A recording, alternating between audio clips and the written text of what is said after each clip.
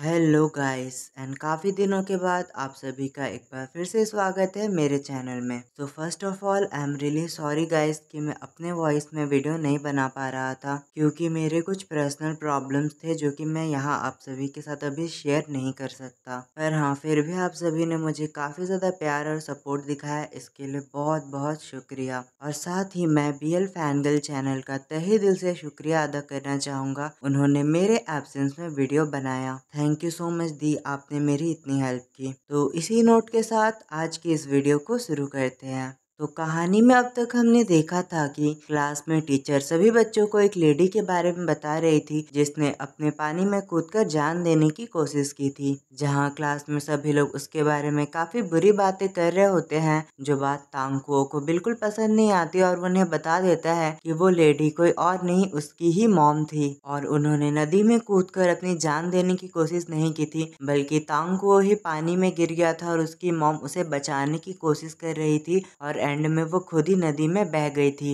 यहाँ आज के चैप्टर की स्टार्टिंग में हम देखते हैं सभी लोग तो इस बात को जानकर काफी ज्यादा हैरान हो गए होते हैं और तांकुओ भी अब चुपचाप खड़ा होता है और कहता है कि हाँ, ध्यान से देखो, मैं उसी का बेटा हूँ। तभी हम तांकुओ को देखते हैं जो कि अचानक से काफी ज्यादा सैड हो जाता है और कहता है, मैं इनसे बातें छुपा रहा हूँ, मैंने इन्हें केवल आधी बातें बताई हैं। और कहानी सीधे ही पास्ट में चली जाती है जहाँ हम नन्हे तांकुओ को उसकी मॉम के साथ देखते हैं, जहाँ वो लोग एक नदी के सामने खड़े होते हैं और तांकुओ की मॉम उसे नदी में जाकर खेलने को कहती है। तांकुओ तो अभी एक नन्हा बच्चा था, उसे इस बारे में कुछ भी नहीं पता था। वो तो काफी मासूमियत से अपनी मॉम से कहता है चलो साथ में खेलते हैं, पर उसकी मॉम कहती है तुम खुद ही नदी में चले जाओ, मैं यहीं खड़े होकर तुम्हें देखूंगी। और नन्हा तांकुओ अपनी मॉम की बात मानकर नदी की ओर बढ़ने लगता है। और प्रेजेंट का तांकुओ हमें बताता है कि मेरी मॉम ने मुझसे झूठ कहा था, हम वहाँ खेलने के लिए नहीं गए थे, मेरी मॉम मुझे वहाँ खत्म करने के लिए लेकर गई थी। और हम देखते हैं तांकुओ जैसे ही नदी में खेलने जाता है उसकी मॉम उसे छोड़कर चली जाती है। तभी वहाँ अचानक से कुछ लोग आ जाते हैं जो कि चिल्लाने लगते हैं कि नदी में एक बच्चा गिर गया है। यहाँ तांकुओ नदी में डूब रहा था और वो सामने खड़ी अपनी मॉम को देखता है जो कि उसे बचाने के लिए नहीं आ रही थी और वो अपने बच्चे को अपने आंखों के सामने ही मरते हुए देख रही होती है। पर आखिरकार वो एक माँ थी, वो अपने बच्चे को डूबते हुए नहीं देख पाती और वो खुद ही नदी में कूद जाती है और वो जैसे तैसे तांकुओ के हाथों को पकड़कर उसे डूबने से बचा लेती है, जिससे हमें पता चलता है कि उसने एंड में अपने ही बच्चे को खत्म करने का इरादा छोड़ दिया था। और तांकुओ हमें बताता है कि मेरी मॉम ने मुझे बचाया और मुझे कुछ लोगों के हाथ में पकड़ा दिया और जैसे ही मुझे बचा लिया गया मैं अपनी मॉम की तरफ देखने लगा, जहाँ मुझे मेरी मॉम काफी शांत नजर आई। मैं चिल्लाकर उन्हें भी बचाने के लिए कह रहा था, मैं अपनी मॉम को अपने पास बुला रहा था, पर मेरी मॉम काफी ज्यादा गिल्ट में थी। उनकी आंखों में एक अजीब सा दर्द और चेहरे पर एक स्माइल थी जिसे मैं कभी भी नहीं भूल सकता। मेरी मॉम को इस बात का इतना पछतावा था कि उन्होंने अपनी जान ले ली। वो खुद ही पानी के अंदर और गहराई में चली गई।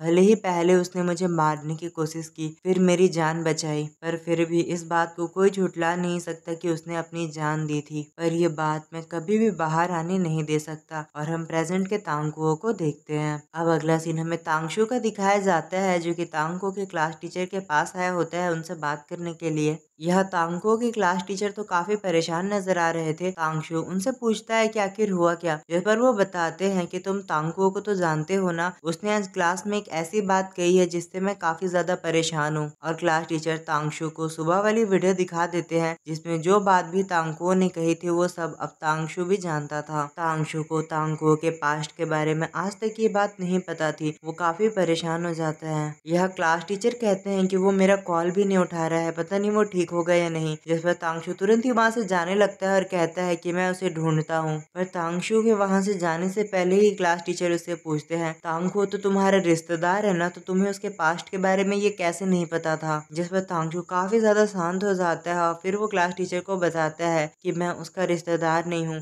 जब मैं एक नया टीचर था तो मैं वॉलंटियर के तौर पर एक गाँव में गया था जहाँ मैं तांगशू से मिला था। फिर तांगशू हमें बताता है कि उसने तांगशू को बचाने के बारे में कभी नहीं सोचा था, ना ही वो कभी तांकुओं को बचाकर अपने साथ लाने वाला था। वो तो बस केवल एक इंसान के कारण तांगशुओ को सबके खिलाफ जाकर तांकुओं को उस गांव से बचाकर अपने घर लाना पड़ा था। और कहानी फिर से पास्ट में चली जाती है जब तांगशु ने तांकुओं की बॉडी पे काफी सारे जख्मों को देखा था। वो उसे लेकर एक डॉक्टर के पास गया था और डॉक्टर को तांकुओं का इलाज करने को कहा था। अब तांगशु तांकुओं से कहता है कि तुम चिंता मत करो, ये डॉक्टर तुम्हारा इलाज करेंगे और तुम्हारा सारा दर्द चला जाएगा। और तांकुओं को डॉक्टर के पास भेजने के बाद तांगशु बाहर आ जाता है जहाँ उसे विलेज का एक एल्डर दिखाई पड़ता है। तांगशु उनसे बात करने के लिए जाता है जहाँ वो विलेज के एल्डर भी तांकुओं के बारे में ही बात कर रहे होते हैं। तांगशु उस एल्डर से तांकुओं के बारे में पूछता है कि आखिर उसे हुआ क्या, जिस पर वो एल्डर बताते हैं कि तांकुओं की जो मॉम थी उसे किडनैप करके इस गांव में लाया गया था और ये काफी बड़ी बात थी, या तुम सिंपल शब्दों में कह सकते हो कि उसे खरीद लिया गया था। जिस फैमिली ने उस लड़की को खरीदा था वो काफी ज्यादा घटिया थे। वो उसे काफी बुरी तरह से मारा पीटा करते और जब भी वो भागने की कोशिश करती तो वो उसे बुरी तरह से जान से मारने की धमकी देते थे और हमेशा उसे लॉक करके रखते थे। पर अचानक से एक दिन वो लड़की पूरी तरह से गायब हो गई और जब वो लौट कर इस गाँव में आई तो उसने एक बच्चे को जन्म दिया जिसका नाम तांकुओ रखा गया, जो कि उसने ही रखा था। पर उस लड़की को अपना खुद का ही वो बच्चा बिल्कुल भी पसंद नहीं था। नन्हा सा वो बच्चा जब भी रोता वो लड़की प्रिटेंड करती कि उसने कुछ भी नहीं सुना। तांकुओ को बचपन से ही एक माँ के होते हुए भी माँ का प्यार नहीं मिला था। तांगशु तो इस बात को जानकर काफी हैरान हो जाता है और वो गुस्से में कहता है कि आखिर तुम लोग ह्यूमन ट्रैफिकिंग जैसे काम कैसे कर सकते हो, तुम लोग इंसान हो या जानवर। जिस पर वो एल्डर बताता है कि हम इसमें कुछ भी नहीं कर सकते, पुलिस और गवर्नमेंट भी इसमें मिली हुई है, हम चाहे कुछ भी करे वो हमेशा हमें दबा देते हैं। और एंड में तांगशु पूछता है तो इसके बाद तांकुओ का हुआ क्या, जिस पर वो एल्डर उसे बताते हैं कि एंड में तांकुओ की मॉम ने पानी में कूदकर अपनी जान दे दी, तब से वो बच्चा ऐसे ही रहता आया है। जिस पर तांगशु पूछता है कि आखिर उस लेडी ने ऐसा क्यों किया था, जिस पर वो एल्डर बताते हैं कि आखिर कौन इतने ज्यादा अब्यूजिव घर में रहना चाहता हो जहाँ उसे मार पिटाई मिलती हो। यहाँ तांगशु सोच रहा होता है कि मुझे बिल्कुल भी नहीं पता था कि उस नन्हे से बच्चे की फैमिली कंडीशन इतनी ज्यादा खराब होगी।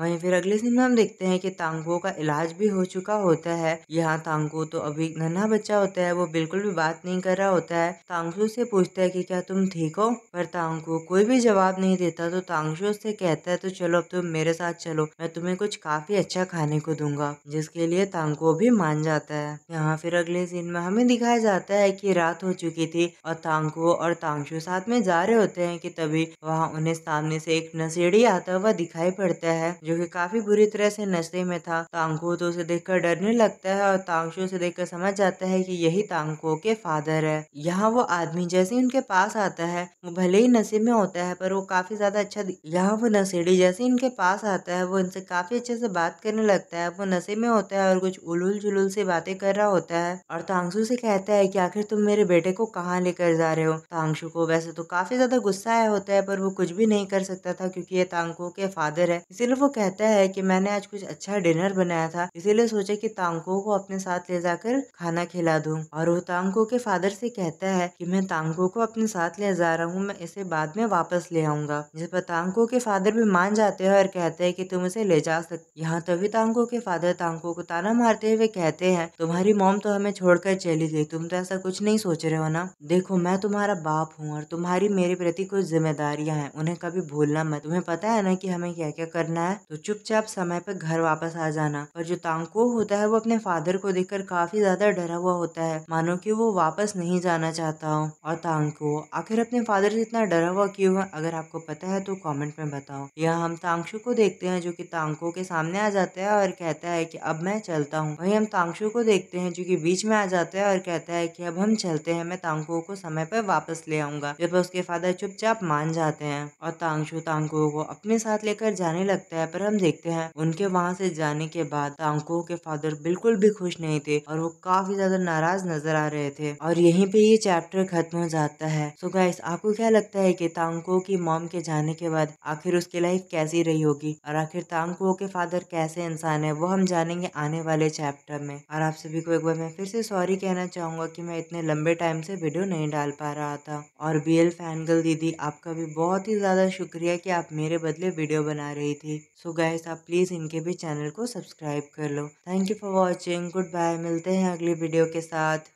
गाइस, अगर आप वीडियो में इतनी दूरी पर आ चुके हो और आपको आज की ये वीडियो पसंद आती है तो प्लीज़ आप इसे एक लाइक कर देना और चैनल पे नहीं हो तो इसे सब्सक्राइब कर दो और कमेंट करके मुझे ज़रूर बताना कि आपको आज का ये वीडियो कैसा लगा।